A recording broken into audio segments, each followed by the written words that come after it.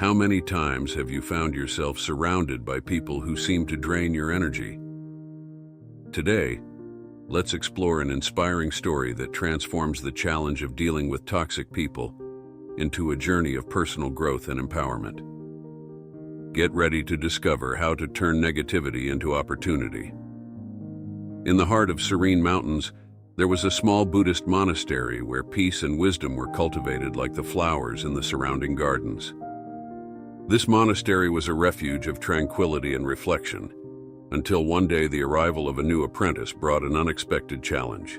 The new apprentice, unlike the others, was critical, impatient, and spread negativity. His presence disturbed the harmony of the monastery, creating a heavy and uncomfortable atmosphere. Among the monks, one in particular felt deeply affected.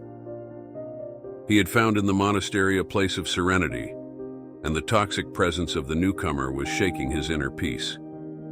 Determined to resolve the situation, the monk decided to seek guidance from the wisest master in the monastery. The master was meditating by the edge of a lake when the monk approached. "Great master," he began. "There is a new apprentice who is disturbing our peace. He is rude, envious, and spreads negativity. How should we deal with him?"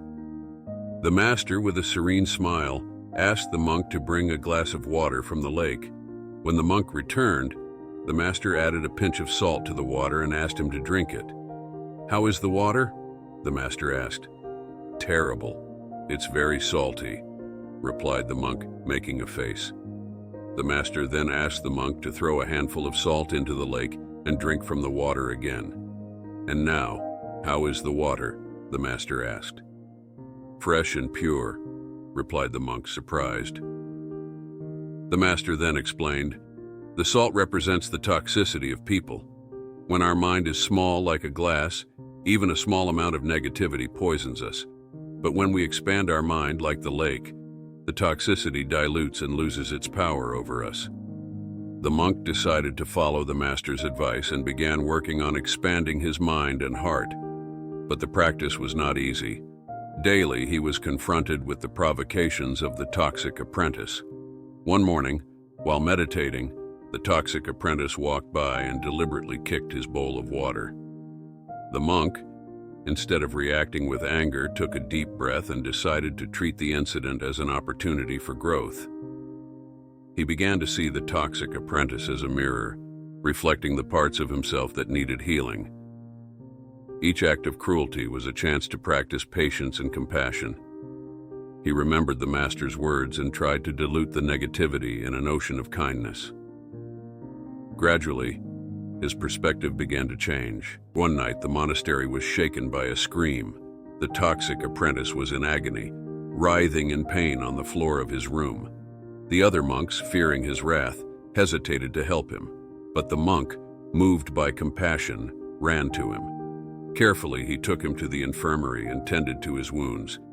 During his recovery, the toxic apprentice revealed his past hurts and traumas. He had been abandoned in childhood, grown up in a hostile environment, and never knew love or kindness. His toxicity was a shield, a way to protect himself from more suffering. The monk listened attentively and without judgment. Gradually, an unlikely friendship began to form. The toxic apprentice, touched by the monk's kindness, started to change. His words became less venomous, and his actions less cruel. He began to participate in meditations and seek the inner peace he had long lacked. Time passed, and the monk and the toxic apprentice got to know each other better. The conversations during the apprentice's long nights of recovery brought forth stories of pain, but also of hope. The monastery, which once seemed like a distant place to the apprentice, began to feel like a true home. One day, the wisest master of the monastery called the monk and the apprentice for a talk by the lake. The serenity of the place made the words flow more easily. The master looked at the apprentice with a deep and understanding gaze. "You have learned much during this time, young apprentice," said the master gently. "Healing is not just physical, but also spiritual and emotional. We all carry wounds, and your journey of healing is admirable." The apprentice, now feeling more vulnerable, responded sincerely, "Great master, I was blinded by pain and anger. I couldn't see beyond my own suffering, but the kindness and patience of this monk opened my eyes. I want to be different. I want to learn to find inner peace and spread kindness." The master smiled and nodded.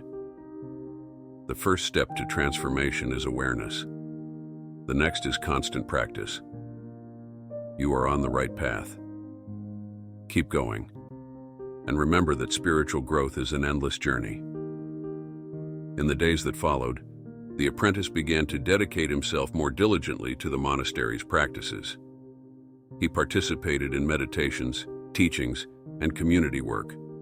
Gradually, he ceased to be seen as a source of negativity and became an example of transformation and redemption.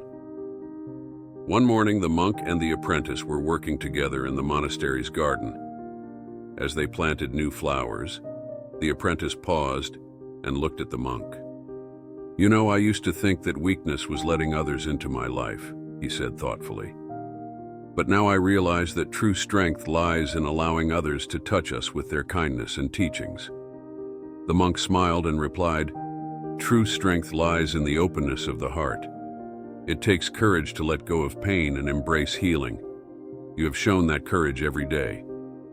The monastery's garden began to bloom with more life than ever, reflecting the change in the apprentice's heart. The other monks also noticed the transformation and began to open their hearts to him.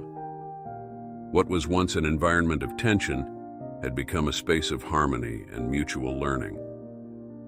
One night, as everyone gathered for meditation, the wisest master gave a speech.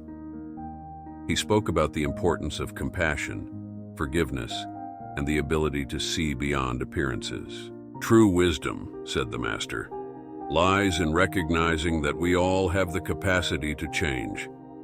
Kindness and patience can transform even the hardest of hearts. This apprentice has shown us that." The apprentice, sitting beside the monk who had helped him so much, felt a wave of gratitude and determination.